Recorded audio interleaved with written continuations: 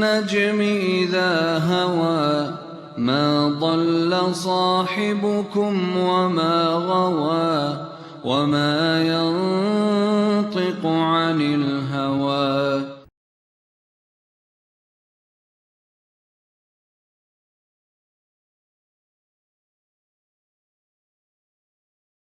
بسم اللہ الرحمن الرحیم. صفحہ نمبر 22 پہ کل ہم نے پہلے میرے خیال 5 پوائنٹ پڑھے تھے، تو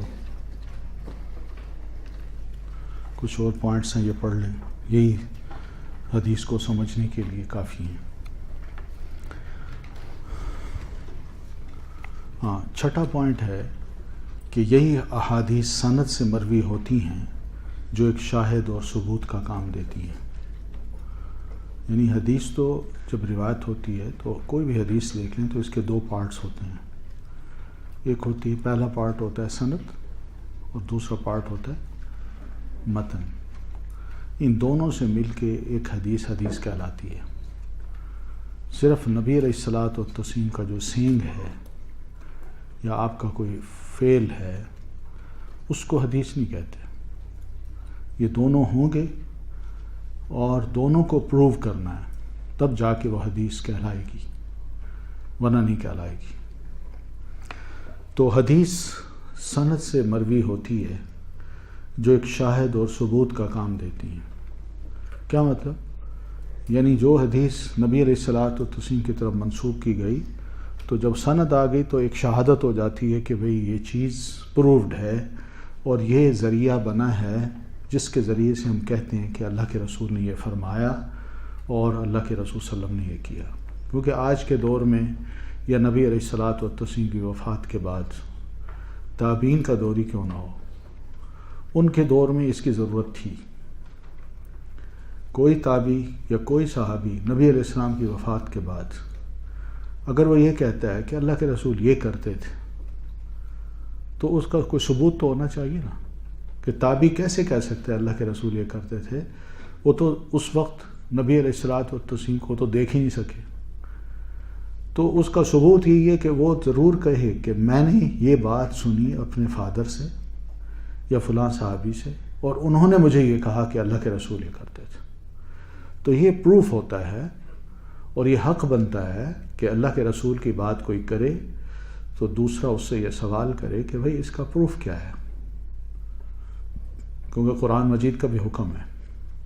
سورہ حجرات کی آیت اگر یاد ہو آپ کو تو اس میں اللہ تعالیٰ یہ فرماتے ہیں کہ ان جاءکم فاسق بنبأ فتبینوا.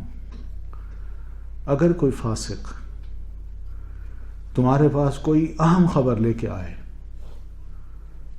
تو اس کی تحقیق کر لیا کرو. تبیین کا مطلب یہ ہے تحقیق کر لیا کرو اچھی طرح کہ کہہ رہا ہے وہ خود کون ہے اور جو کہہ رہا ہے، جو بات کہہ رہا ہے وہ کیا ہے، اور جس کے بارے میں کہہ رہا ہے وہ کون ہے. یہ سب چیزیں کھنگال کے پھر اس کے بعد تم قبول کرو. اگر وہ ٹھیک ہوں تو قبول کر لو، اگر نہیں ہے تو چھوڑ دو. تو ثبوت تو قرآن مجید خود بھی کہتا ہے ہم مسلمانوں کو کہ کوئی اہم خبر ہو اس کو ایسے نہ قبول کر لیا کرو، بلکہ ذرا اس کی تھوڑی سی تحقیق کر لیا کرو. تو یہ سند جو ہے یہ ایک تحقیق ہوتی ہے. تو اس تحقیق کا ہم خوش دلی سے سامنا کریں، نہ کہ ناراض ہوں.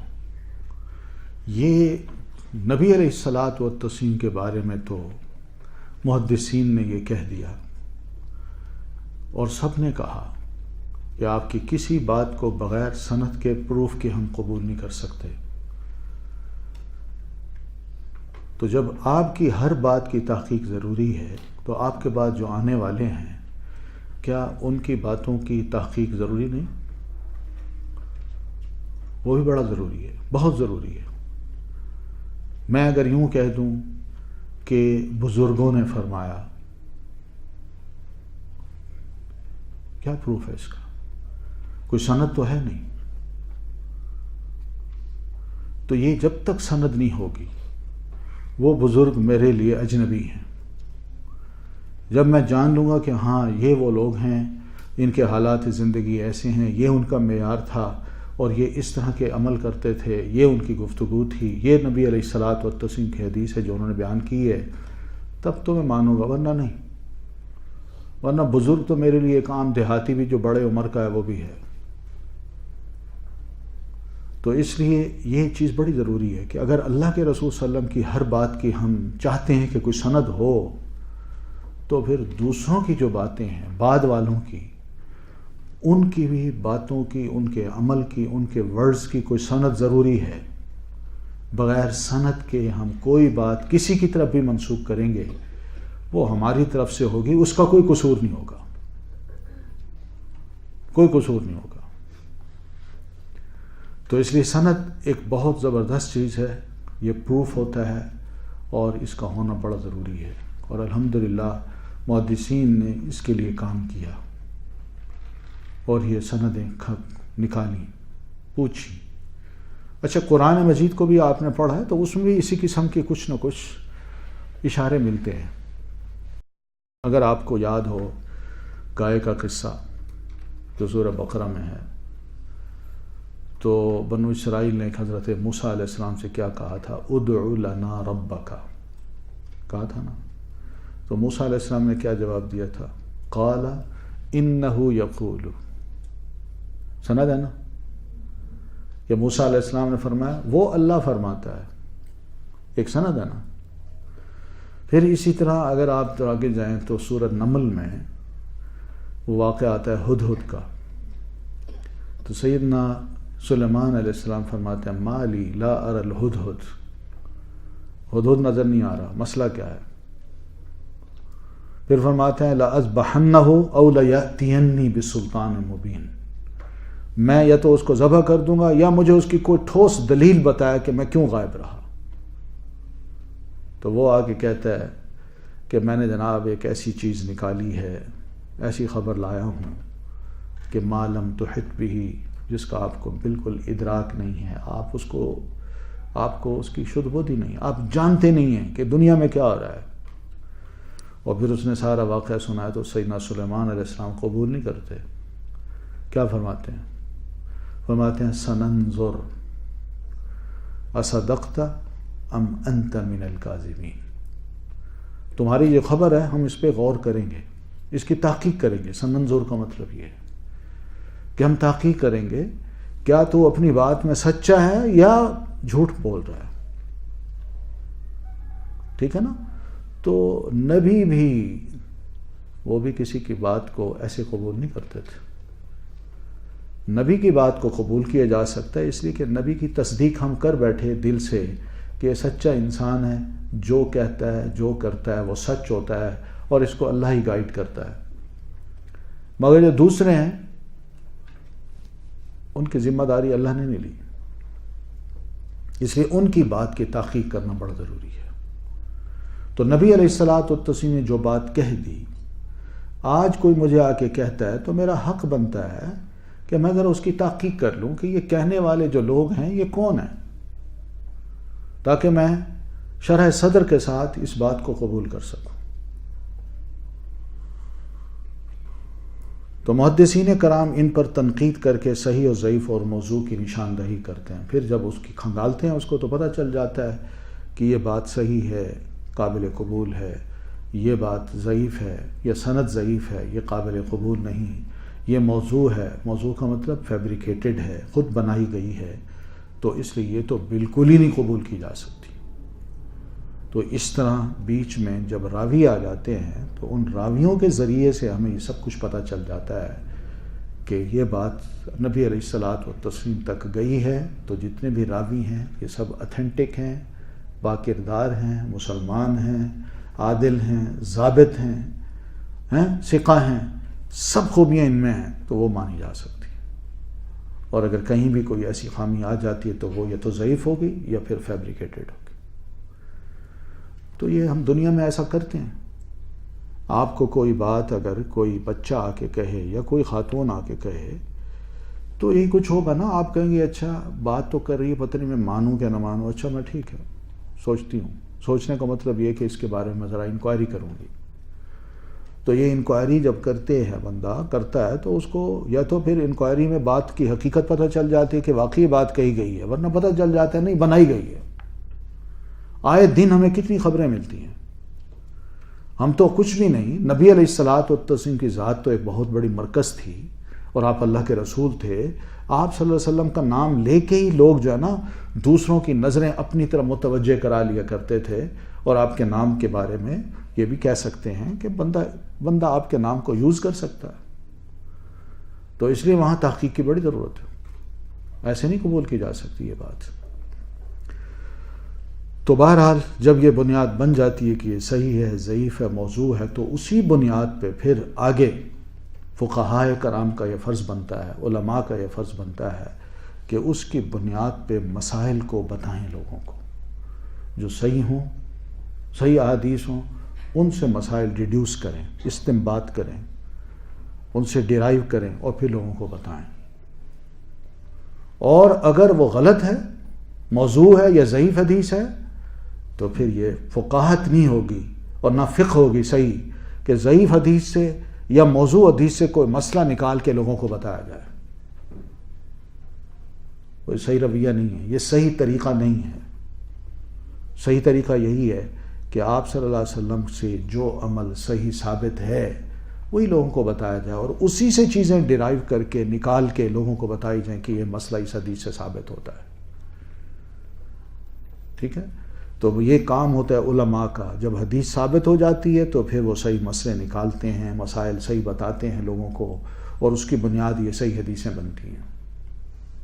ورنہ جس کو حدیث کا علم نہ ہو تو وہ ضعیف حدیث سے بھی بہت سے مسائل ریڈیوس کر کے لوگوں کو بتاتا ہے، اور موضوع حدیث سے تو بے شمار پھر مسائل لوگ بتا سکتے ہیں، کہانیاں بھی بناتے ہیں، واقعات بھی سناتے ہیں، وعظ بھی کرتے ہیں۔ ان کے خطبہ جمعہ جو ہے یا تقریریں جو ہیں وہ ان چیزوں سے لبریز ہوتی ہیں۔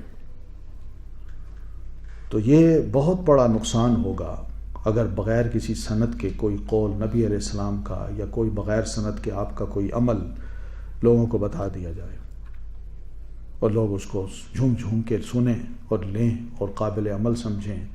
یہ وہ چیز ہے جس سے انسان چمٹ جاتا ہے، اور پھر اس کو صحیح حدیث بھی سنائی جائے تو کہتا نہیں میں نہیں مانتا، یہی صحیح ہے جو میں کر رہا ہوں۔ اس لیے بدعت سے چمٹا ہوا جو آدمی ہے وہ کبھی بھی اپنی بدعت کو غلط نہیں کہے گا، وہ کہے گا اس سے بڑھ کر ثواب کا کام کوئی اور ہے ہی نہیں۔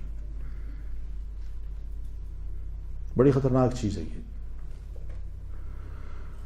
تو بہرحال اسی طرح بہت سے خواب ہوتے ہیں، لوگ دیکھتے ہیں، لوگ یہ بھی دعویٰ کرتے ہیں مجھے القاء کیا گیا ہے، مجھے الہام کیا گیا ہے، مجھے اشارہ کیا گیا ہے۔ تو یہ تمہیں اشارہ کیا گیا، القاء کیا گیا، تم نبی نہیں ہو، تمہاری کسی بات کو ہم نبی کی بات والا درجہ نہیں دے سکتے۔ ٹھیک ہے، جب نبی کی بات بغیر کسی تحقیق کے ہم قبول نہیں کر سکتے تو بعد والے لوگ جو عام لوگ ہیں جو نبی سے کم درجہ رکھتے ہیں ان کی بات کو ہم کیسے قبول کر سکتے ہیں؟ چاہے وہ القاء ہو، الہام ہو، خواب ہو، یہ تو غلط باتیں ہیں، وہ دین نہیں ہے، نہ ان کو دین کا ہم درجہ دے سکتے ہیں۔ آپ صلی اللہ علیہ وسلم اتنا ضرور فرماتے ہیں کہ اب نبوت کی ساری چیزیں تو ختم ہو گئیں، ہاں اگر امت کے لیے اگر کوئی خوشخبریاں رہ گئی ہیں تو وہ خوشخبریاں مومن کو ایک سچے خواب میں اللہ تعالیٰ دکھا دیتا ہے، اور یہ سچا خواب بھی نبوت کی 46 سیڑھیاں ہیں، 46 درجے ہیں۔ تو اس میں جس کو بھی کوئی سچا خواب دکھائے گا وہ پہلے درجے پہ کھڑا ہوگا، 45 درجے اوپر وہ نہیں جا سکتا، وہ پہلی سیڑھی پہ کھڑا ہوگا، دوسری سیڑھی پہ نہیں چڑھ سکتا وہ، کیونکہ نبوت کا مقام کہیں زیادہ ہے۔ تو جو پہلی سیڑھی پہ کھڑا ہے اگر اس نے کوئی خواب دیکھا ہے تو بس اسی کے لیے ہوگا، اسی کے لیے کوئی خوشخبری ہو سکتی ہے۔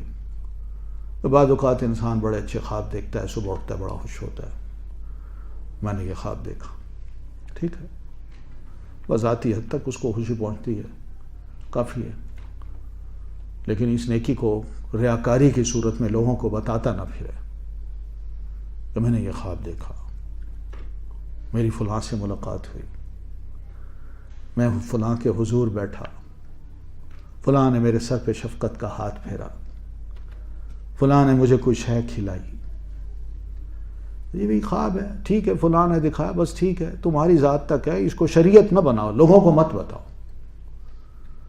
تو اس طرح بھی لوگ اس کو بھی کیا سمجھتے ہیں، یہ صحیح روایت ہے، خوابوں کی بنیاد پہ، القاء کی بنیاد پہ اس کو صحیح روایت سمجھ کے لوگ کیا کرتے ہیں کہ وہ بھی مان لیتے ہیں۔ ٹھیک ہے، یہ بہت سے جو ذکر اذکار ہیں، بہت سے ذکر اذکار جو ہاتھوں میں ہوتے ہیں، موسٹلی خواتین کے ہاتھوں میں، تو یہ سارے کیا ہیں، یہ خوابوں کی بنیاد پہ، القاء کی بنیاد پہ اور اپنی طرف سے موضوعی باتیں ہیں جو شائع کر دی گئی ہیں اور عام پڑھائی جاتی ہیں اور لوگ سیکھتے ہیں اس کو۔ تو اس کا مطلب دوسرا یہ بھی ہے کہ دوسرے کافی جھوٹ کو پھیلانے میں کوشش کرتے ہیں، مگر ہم سچ کو نہ جانتے ہیں نہ سچ کو پھیلانے کی کوشش کرتے ہیں۔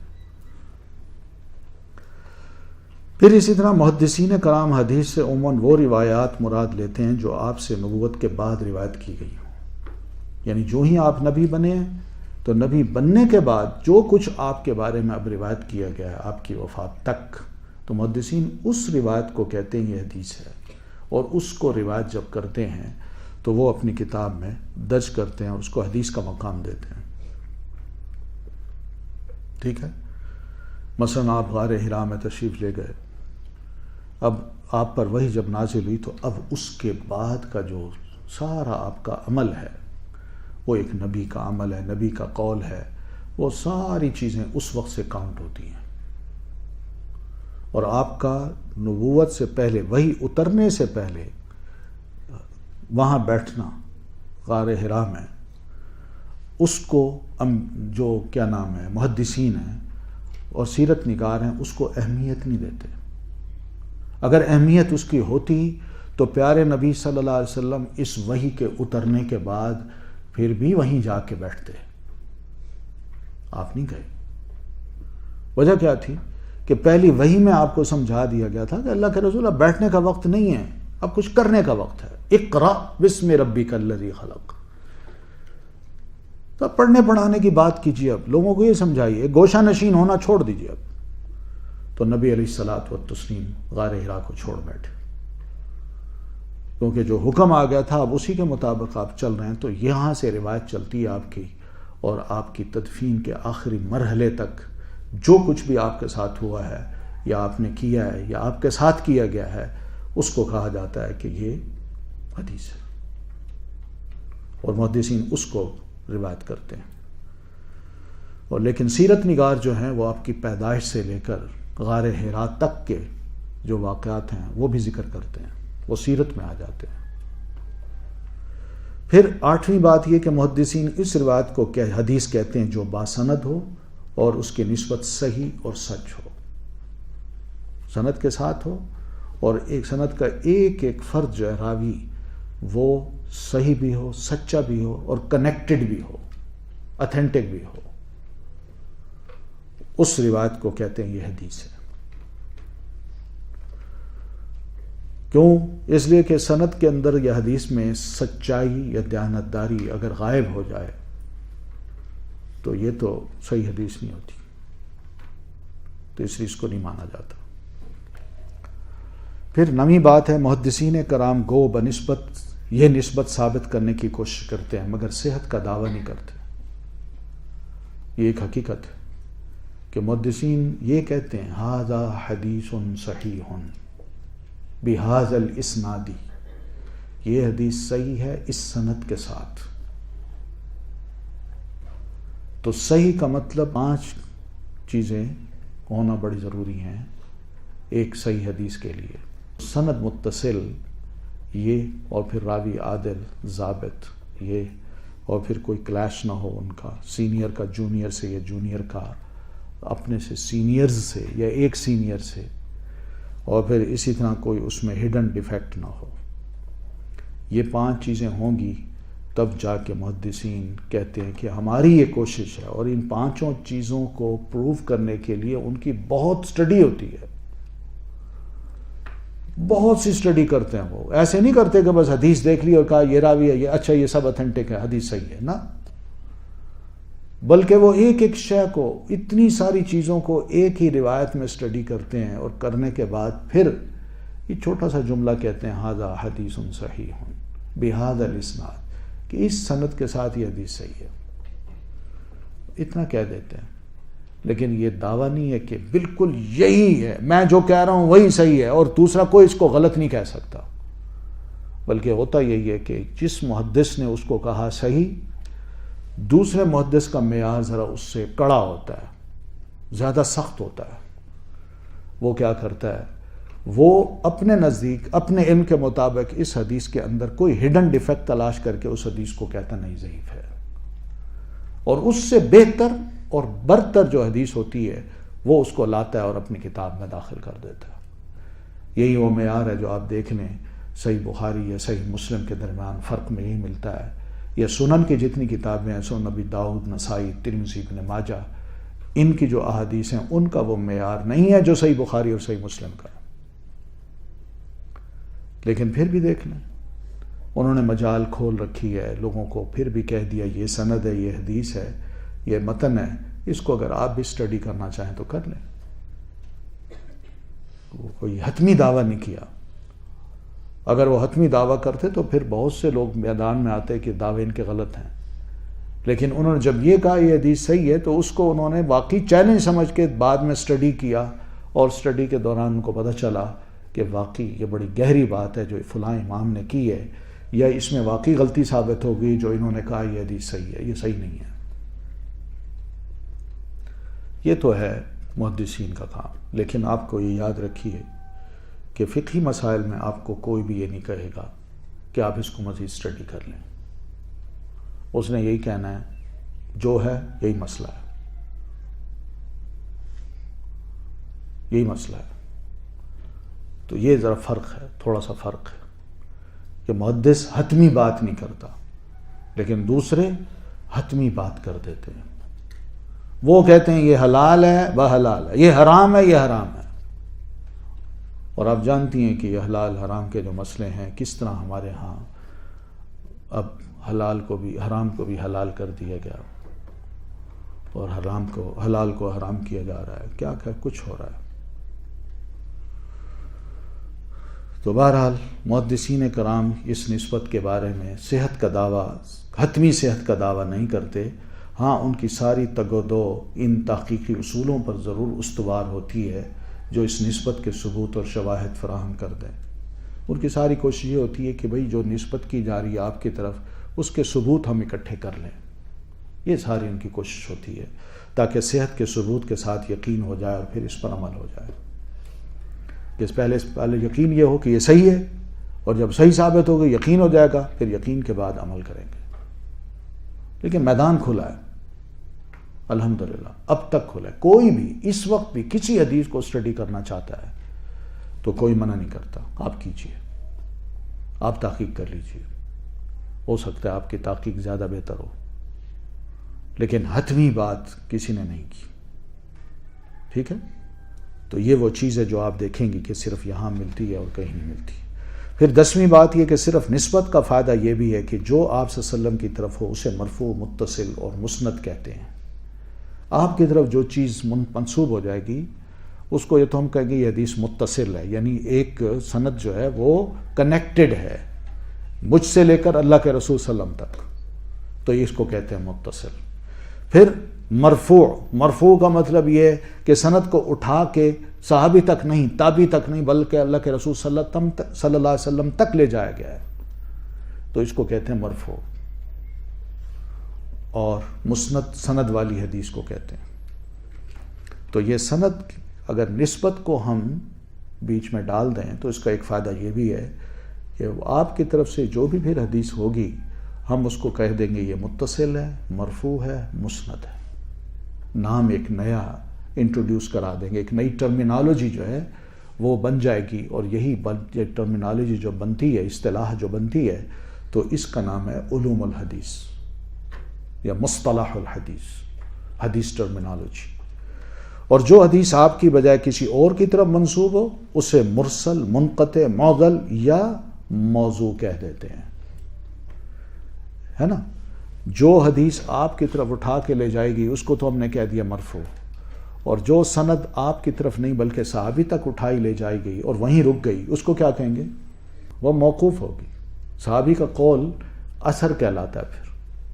پھر اسی طرح یہ سند جاتے جاتے تابعی تک جائے تو اس کو کیا کہیں گے؟ مقطوع، اس کو کہیں گے مقطوع۔ یہ نام بنتے ہیں نا۔ پھر دیکھیے سند کو بنانے، سند کو انٹروڈیوس کرانے کے بعد آپ دیکھیے کہ کس طرح یہ ٹرمز جو ہے نا ایجاد ہو گئیں، اور کس طرح ایک علمی موومنٹ شروع ہوئی، اور علم حدیث کے ساتھ ساتھ حدیث سائنسز کو بھی انٹروڈیوس کرایا گیا۔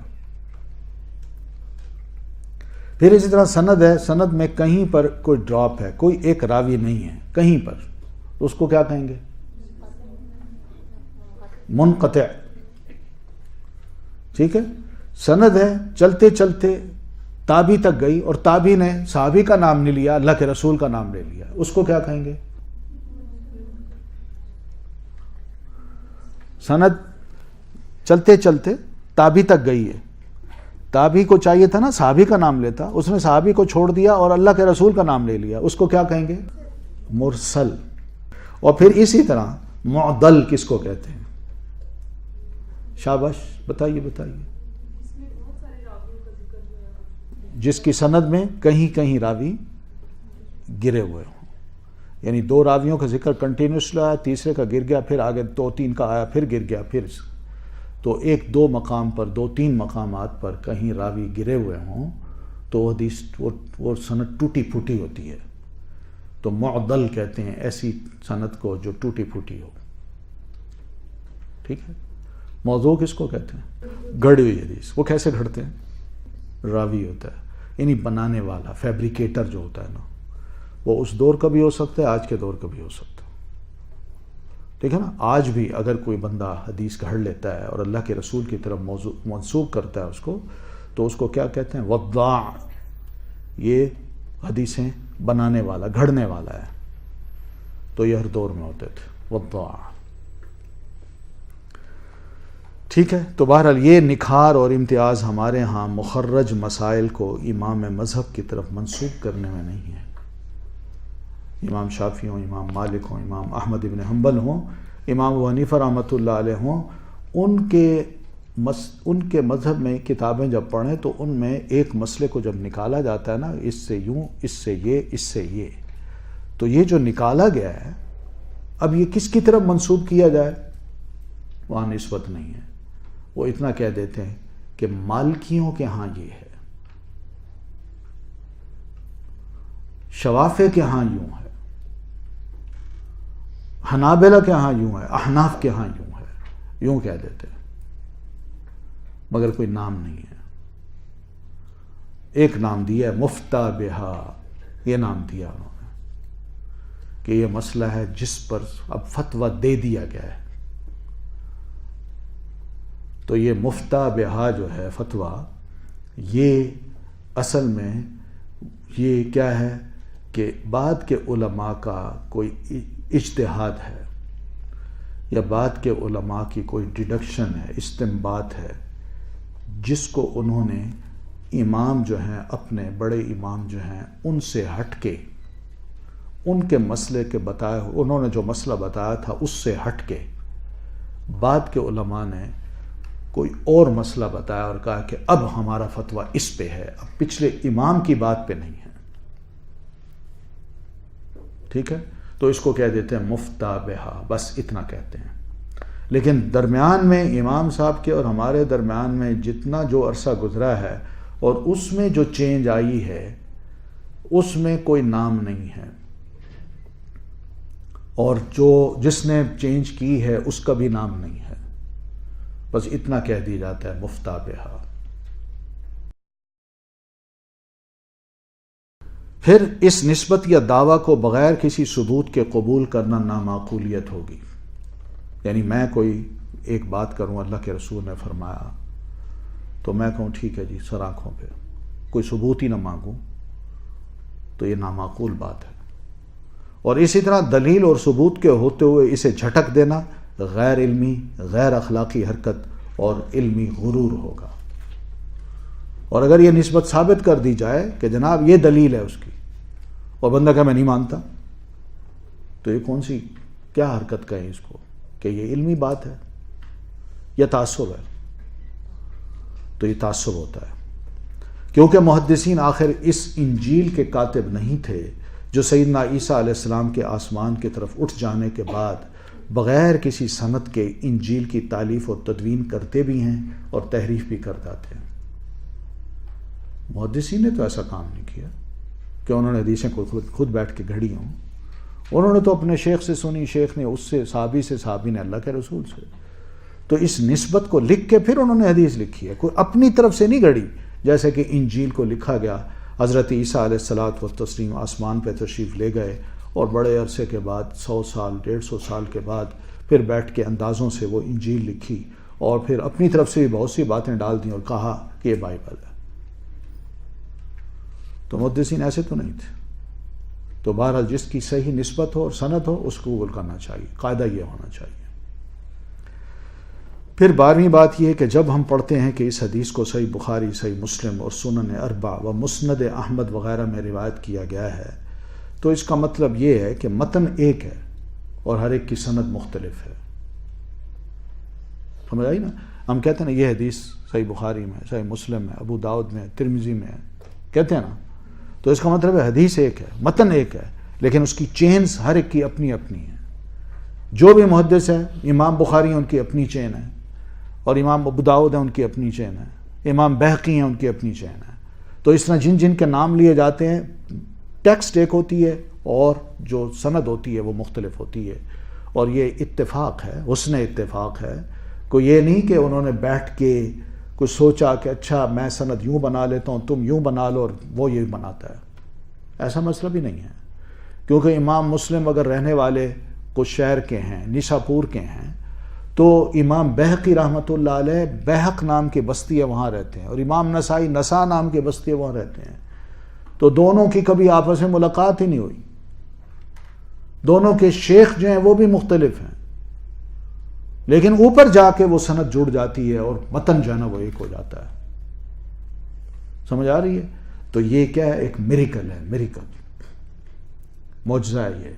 نبی علیہ الصلاۃ والتسلیم کا جو علم ہے، آپ کی احادیث کا علم، اس سے نکلنے والی جو چیزیں حیران کن ہیں، کہ کس طرح یہ چیزیں انٹروڈیوس ہو گئیں اور کس طرح اتفاق ہوتا ہے کہ ایک شیخ جو بصرہ کا رہنے والا ہے وہ وہی حدیث آگے اپنی چین سے بیان کرتا ہے، اور وہی حدیث کوئی اور شیخ جو مکہ یا مدینہ کا رہنے والا ہے وہ اپنی چین سے بیان کرتا ہے، اور آپ اوپر جا کے وہ دونوں کے شیخ ایک جیسے ہو جاتے ہیں یا الگ الگ ہوتے ہیں، اور نبی علیہ الصلاۃ والتسلیم کی بات ایک جیسی کرتے ہیں۔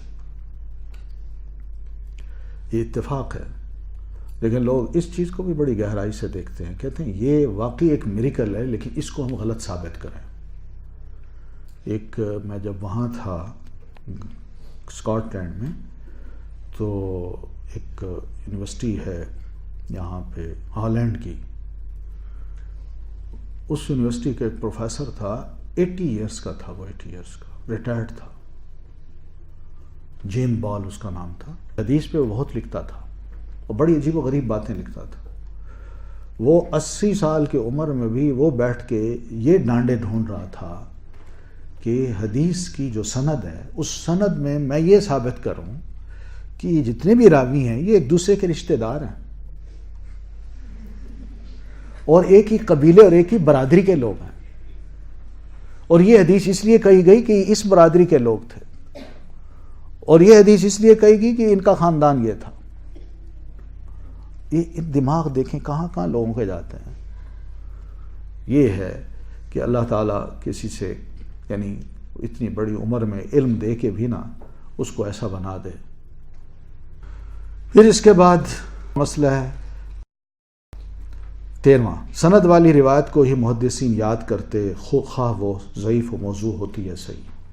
محدثین کی ایک عادت یہ بھی تھی کہ وہ صحیح سند والی حدیث کو یاد کرتے تھے، سند والی حدیث کو، چاہے وہ ضعیف حدیث ہوتی، موضوع ہوتی یا صحیح ہوتی، اس کو یاد کرتے تھے۔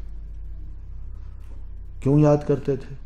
وہ اس لیے کرتے تھے کہ تاکہ میرے علم میں یہ بات ہو کہ حدیث ضعیف ہے، اور کل کو میرے پاس کوئی آئے اور کہے کہ تم نے اپنی کتاب میں یہ حدیثیں تو لکھ دیں، یہ کیوں نہیں لکھی، تو میں اس کو بتا سکوں کہ یہ ضعیف ہے، یہ موضوع ہے۔ اس لیے آپ دیکھیں، آپ نے پڑھا ہوگا کہ امام بخاری رحمۃ اللہ علیہ فرماتے ہیں کہ مجھے 1,00,000 صحیح حدیثیں یاد ہیں اور 2,00,000 غیر صحیح حدیثیں یاد ہیں۔ سنا ہے یہ جملہ؟ تو یہ غیر صحیح کا مطلب کیا ہے؟ یعنی یہ میں نے اس لیے یاد کی ہیں تاکہ کل کو کوئی آئے اور مجھے کہے کہ تم اس حدیث کو جانتے ہو، اور میں کہوں مجھے تو پتہ نہیں، تو اس لیے اس کو یاد کرنا چاہیے، اور میں یاد کر کے پھر اس کے بعد الرٹ رہتا ہوں کہ کوئی مجھے کہے تو میں اس کو جواب دے سکوں۔ یہ بہت بڑی خوبی ہے جو نظر آتی ہے ان محدثین کرام میں۔ پھر 14واں مسئلہ ہے، 14واں فائدہ، انہی احادیث میں صرف ان روایات کا انتخاب انہوں نے اپنی کتب میں کیا جو انتہائی قابل اعتماد سند اور متن والی ہوتی۔ جیسے امام بخاری کو اگر 5,00,000 حدیثیں یاد ہیں تو 5,00,000 حدیثوں کی سند متن ان کے ذہن میں ہے۔ اب وہ کسی بھی چیپٹر کی، کتاب الصلاح کی، جو نماز کی جتنی احادیث ہیں وہ لکھنا چاہتے ہیں تو وہ یہ دیکھنا چاہتے ہیں کہ یہ میرے دماغ میں، میری یادداشت میں جو صحیح ترین روایت ہے وہ کون سی ہے۔ روایتیں بہت ہیں، آپ دیکھیں نا، 5,00,000 حدیثوں میں سے آخر انہوں نے 8,000 حدیثیں نکال کے اپنی کتابوں میں لکھی ہیں، اپنی کتاب میں لکھی ہیں۔ کوئی معمولی کام ہوگا یہ؟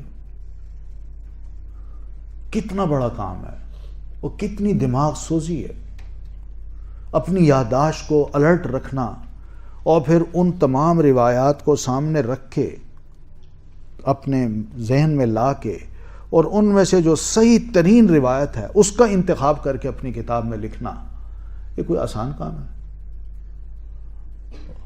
اور جس کے پاس 5,00,000 حدیثیں اور وہ بھی صحیح، غیر صحیح، موضوع، ضعیف، سب کچھ ہو، تو آپ سوچیں نا کہ اس میں کس طرح کتنا مشکل ہوگا کہ ایک صحیح حدیث کو، اور وہ بھی صحیح ترین، اس کو میں نکال کے اپنی کتاب میں لکھوں۔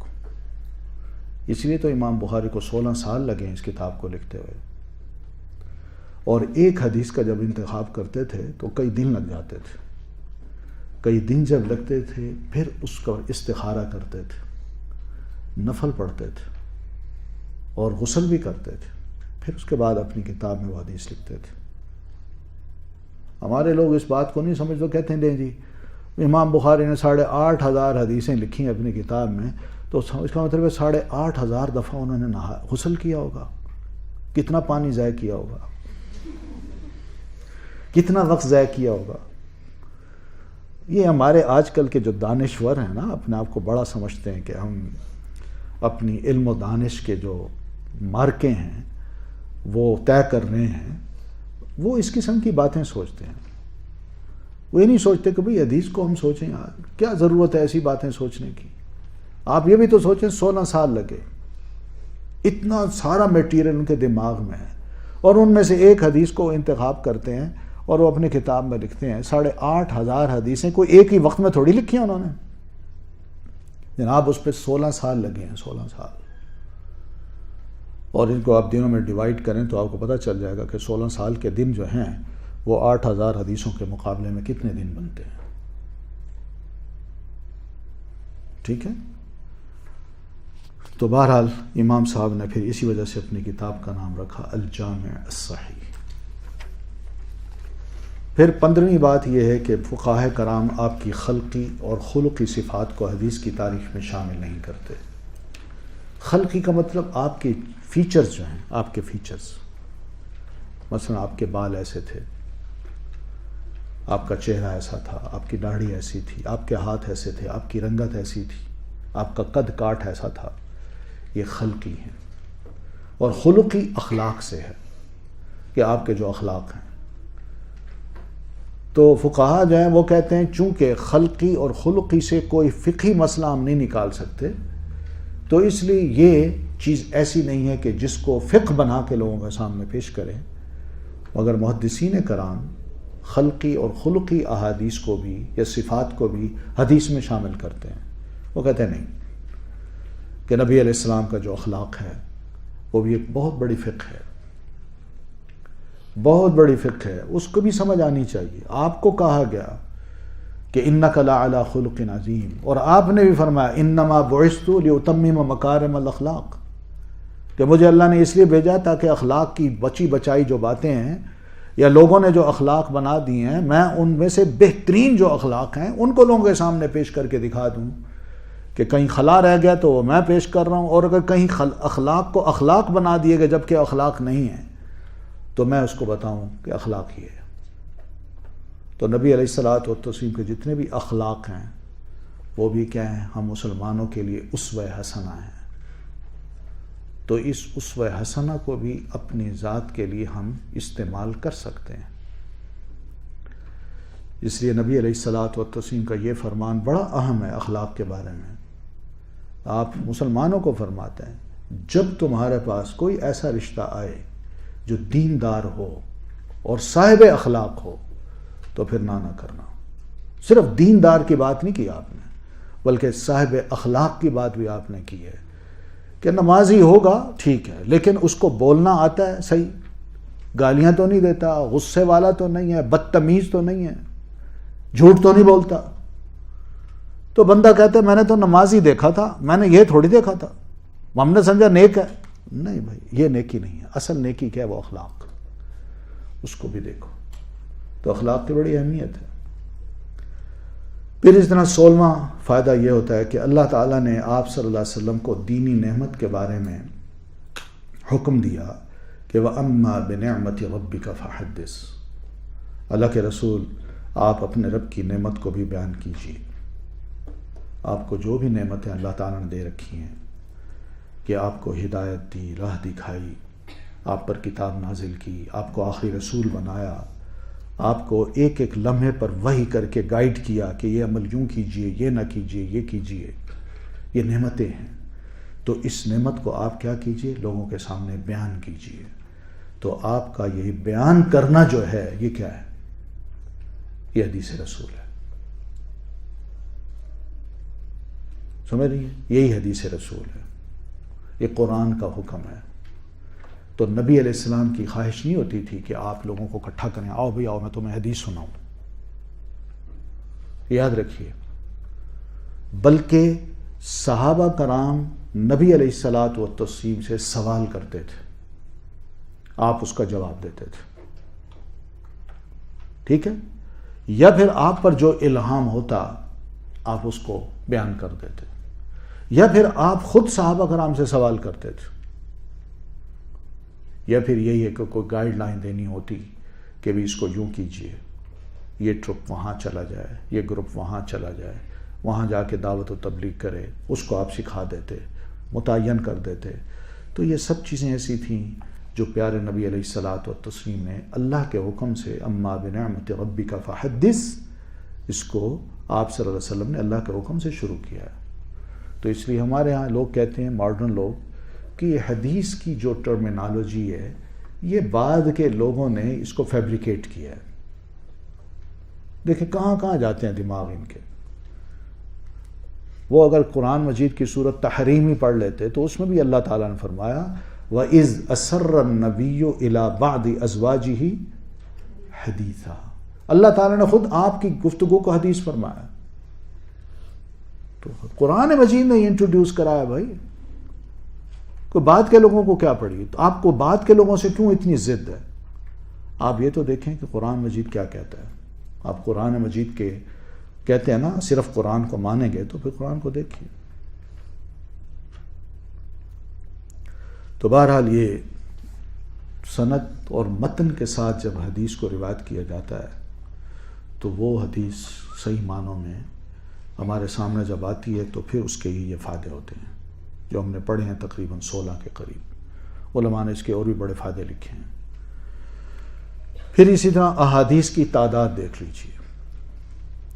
یہ قدرتی بات ہے کہ جب صحابہ کرام نے آپ سے کوئی ارشاد سنا یا آپ کے کسی عمل کو دیکھا تو جتنوں نے اسے سنا انہوں نے اگلی نسل تک اس کو پہنچایا. یہ بات ایک ہے، سننے والے بہت ہیں، اور جب وہ آگے روایت کریں گے تو وہ ایک کو روایت نہیں کریں گے، تو ہو سکتا ہے 4-5 کو روایت کریں، پھر یہی 4-5 آگے جب روایت کریں گے تو آپ سوچئے نا کتنا نمبر بڑھ جائے گا، بڑھتا ہے نا نمبر. تو اس طرح روایت ایک ہوتی ہے اور اس کی سندیں بے شمار ہوتی ہیں. تو محدثین نے کس چیز کو کاؤنٹ کیا ہے کہ حدیثیں کل کتنی ہیں؟ تو وہ کاؤنٹ اس طرح کرتے ہیں، وہ ٹیکسٹ کو نہیں دیکھتے، وہ روایت کو دیکھتے ہیں کہ ایک ٹیکسٹ ہے، اگر اس کی 20 روایتیں ہیں نا تو ہر 20 روایت، ہر حدیث کو، ہر روایت کو انہوں نے ایک حدیث شمار کیا ہے. سمجھ رہی ہیں؟ ہر روایت کو ایک حدیث کا ہے، یہ حدیث ہے. مثلا سنن بہقی میں وہی ٹیکسٹ ہے، آ گئی، اس کو کہا یہ حدیث ہے. وہی ٹیکسٹ سنن ابو داؤد میں تو کہا یہ حدیث ہے. ٹیکسٹ ایک ہے. تو اس طرح نبی علیہ الصلاۃ والتسلیم جب صحابہ کرام سے ایڈریس کرتے تھے، جمعے کا موقع ہو، حج کا موقع ہو، حجۃ الوداع کا موقع ہو، میدان جنگ کا موقع ہو، تو وہاں سینکڑوں لوگ آپ کے سامنے کھڑے ہوتے تھے اور وہ سن رہے ہوتے تھے، اور سننے کے بعد اس کا اثر لیتے، یاد کرتے، پھر آگے پھیلاتے تھے. تو یہ جو چیز ہے اس کو آپ اس طرح دیکھیے گا، ٹیکسٹ ایک، سندیں بہت، اور محدثین ہر سند کو ایک حدیث کہتے ہیں. ٹھیک ہے؟ تو اس طرح اگر ان سندوں کو آپ گننے بیٹھیں تو ان کی تعداد لاکھوں تک پہنچتی ہے. اس لیے امام احمد بن حنبل رحمۃ اللہ علیہ فرماتے ہیں کہ ذخیرہ حدیث میں 7 لاکھ سے زائد، کچھ زائد صحیح احادیث ہیں. جو بھی ہمارے پاس اس وقت حدیث کا میٹیریل ہے اس میں. اس لیے میں نے اپنی مسند کو 7,50,000 روایات سے منتخب کیا ہے. یہ امام احمد کا فرمان ہے. ان کی مسند ہے نا، مسند احمد ابن حنبل، حدیث کی بڑی ضخیم کتاب ہے، اور اس کتاب میں تقریباً 42,000 احادیث ہیں. 42,000. اور اس سے کہیں بڑھ کر ایک اور کتاب تھی جس کا نام تھا مسند بقی ابن مخلد، اور یہ جو مسند احمد ہے یہ اس کے مقابلے میں 1/4 بھی نہیں ہے. وہ اتنی ضخیم کتاب تھی لیکن وہ گم ہو گئی ہے وقت کے ساتھ. اندلس کے قرطبہ کے ایک اسکالر تھے امام بقی ابن مخلد، انہوں نے یہ لکھی تھی. ان کے بظاہر ہے اسپین میں جب انقلاب آیا ہے، تبدیلیاں آئی ہیں، تو ہمارا بہت سا لکھا ہوا میٹیریل جو ہے ضائع ہو گیا. بڑی افسوسناک باتیں ہیں ہماری تاریخ کی. بغداد ہو، دمشق ہو، اور یہ سارے علاقے ہوں، بے شمار لائبریریاں تھیں، سب برباد کر دی گئی. تو پھر ان لوگوں نے جا کے باقی جو بچی کھچی کتابیں تھیں وہ اٹھا کے اپنی لائبریریوں میں سجا کے رکھی ہیں. ہاں، کبھی وزٹ کیا آپ نے؟ کبھی موقع ملا ہے؟ کبھی موقع ملے تو ویسٹ کو جا کے وہاں کی یونیورسٹیوں کی جو لائبریری ہیں نا ان کو دیکھیں. ان میں ہماری کتابیں سجی پڑی ہیں، 500 600 سال پرانی، 800 سال پرانی، 1000 سال پرانی کتابیں وہاں پڑی ہوئی ہیں. وہ اٹھا کے لے آئے.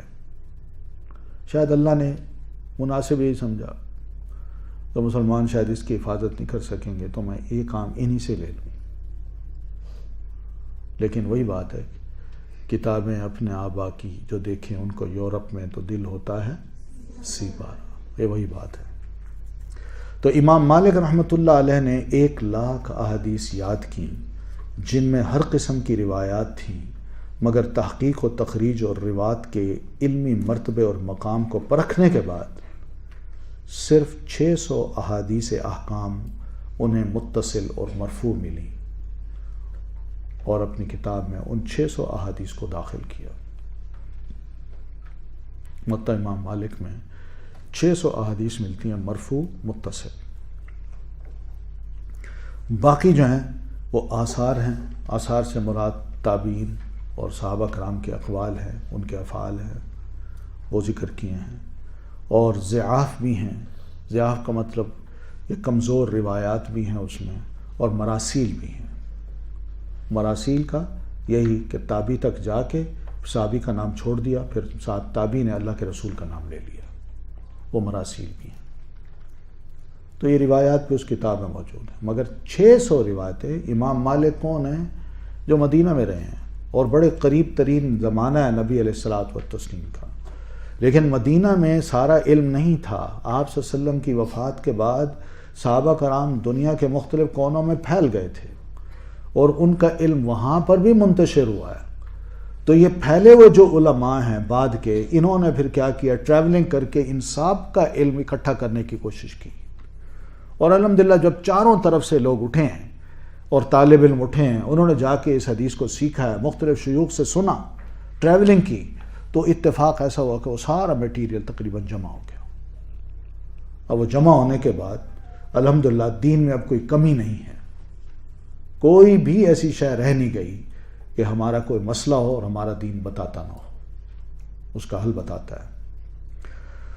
تو امام بخاری رحمۃ اللہ علیہ نے 1000 مشائخ سے 6 لاکھ احادیث سنی اور انہیں لکھا بھی۔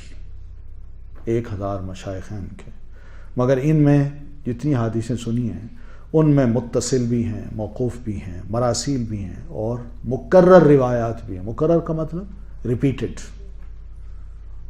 یہ روایات بھی ہیں۔ ان میں سے انہوں نے 1 لاکھ صحیح اور 2 لاکھ غیر صحیح مشہور روایات ازبر بھی کی، یعنی یاد بھی کیا۔ پھر ان میں سے تقریباً 8000 ان احادیث کا انتخاب اپنی کتاب صحیح بخاری کے لیے کیا جو ہر لحاظ سے اعلیٰ پائے کی تھی۔ یہ ہے یہ علمی کام جس کو کہتے ہیں نا ریسرچ ورک، اور امام بخاری کا یہ ریسرچ ورک دیکھیں تو اس سے ہمیں بڑی چیزیں، بہت سے فائدے ملتے ہیں۔ ایک تو ہے کہ ان کی میتھڈالوجی پتہ چلتی ہے کہ انہوں نے ریسرچ میتھڈالوجی کیا اپنائی، اور پھر ریسرچ کا طریقہ کار ان کا کیا تھا، کیا معیارات تھے ان راویوں کے، علماء کے جنہوں نے یہ احادیث بیان کی۔ یہ ساری ایسی چیزیں جو آج کے دور کی بھی جو ریسرچ میتھڈالوجی ہے اس کے لیے ایک رہنما اصول ہو سکتے ہیں۔ یہ صحافت نہیں تھی، جرنلزم نہیں تھا کہ چلتے چلتے کسی کی خبر لی اور پھر اس کے بعد اس کو اخبار میں شائع کر دیا۔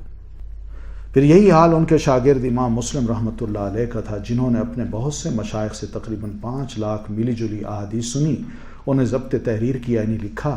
غیر صحیح اور صحیح احادیث بھی انہیں یاد تھیں۔ جب انہوں نے الجامع المسلم یعنی جامع صحیح جس کا نام ہے وہ تصنیف کرنا چاہی تو انہیں صحیح مگر مختلف مراتب کی احادیث میں سے 7275 احادیث کا انتخاب کرنا پڑا۔ امام عراقی فرماتے ہیں اگر تمام کتب مسانید جوامع جتنی بھی حدیثی کتابیں ہیں جو بھی نام ہیں ان کے، ان میں صحیح غیر صحیح روایات کو شمار کیا جائے تو بغیر کسی ریپیٹیشن کے ان کی تعداد شاید 1 لاکھ تک پہنچ پائے، بلکہ 50,000 تک بھی نہ پہنچ پائے۔ امام عراقی اپنے دور کے بہت بڑے محدث ہیں اور امام ابن حجر عسقلانی رحمۃ اللہ علیہ کے استاد ہیں، جبکہ یہ بھی ناممکن ہے کہ ایک ہی شخص ان تمام احادیث کو ازبر کر لے، یعنی یہ ناممکن ہے آج کے دور میں، اور ساری امت سے یہ بھی ناممکن ہے کہ اوجھل ہو جائیں، نہیں، امت کو پتہ بھی ہے، بلکہ اس نے صرف ان احادیث کو یاد کیا ہوگا جو اس نے اپنے مشائخ سے روایت سنی ہوگی۔ تو بہرحال ذخیرہ حدیث میں جو بھی اس وقت ہمارے پاس ہے، اس میں 500 احادیث ایسی ہیں جن کا تعلق احکام سے ہے، یعنی جن میں فقہی مسئلے ملتے ہیں، اور بحیثیت مجموعی تقریباً 4000 احادیث ایسی ہیں جن سے مسلمانوں کے شرعی معاملات آسانی سے حل ہو سکتے ہیں۔ کوئی مسئلہ ہو ان 4000 احادیث کو لیں تو کیا ہے، سب مسائل، ہر دور کے جو مسائل ہیں ان کا حل ان احادیث میں ہمیں مل جائے گا۔ ٹھیک ہے، کوئی سوال ہو تو یہی تک کافی ہے، ٹائم ہو گیا کافی، تو انشاءاللہ پھر باقی باتیں ہم کل کریں گے۔ السلام علیکم ورحمۃ اللہ۔ ما ضل صاحبكم وما غوى وما ينطق عن الهوى